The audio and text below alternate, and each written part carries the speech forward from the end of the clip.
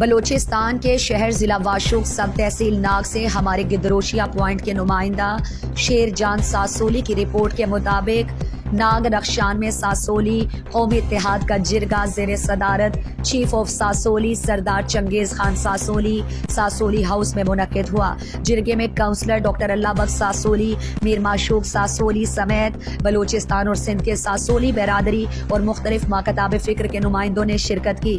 جرگہ سے سردار چنگیز خان ساسولی نے خطاب میں کہا کہ قبائلی اتحاد وقت کی اہم ضرورت ہے جس سے قبائل کے لوگ ایک دوسرے کے درد کا احساس کریں گے۔ انہوں نے کہا کہ ساسولی قبیلہ بلوچستان، ایران اور افغانستان تک پھیلی ہوئی جس کو مختلف اوقات میں جرگوں کی صورت میں ہم نے یکجا کیا ہے۔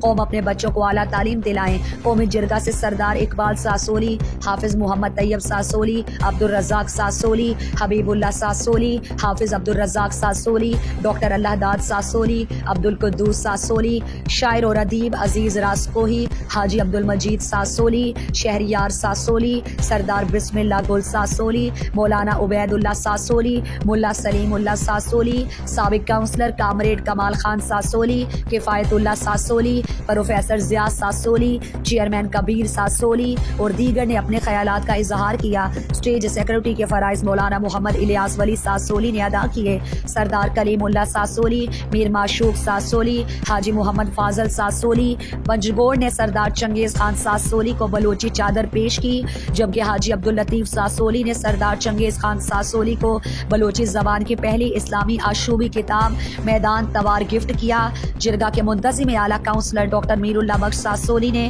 تمام شرکاء کا شکریہ ادا کیا۔ جرگے کے آخر میں مولانا عبدالغنی عابد ساسولی نے دعائے خیر کی۔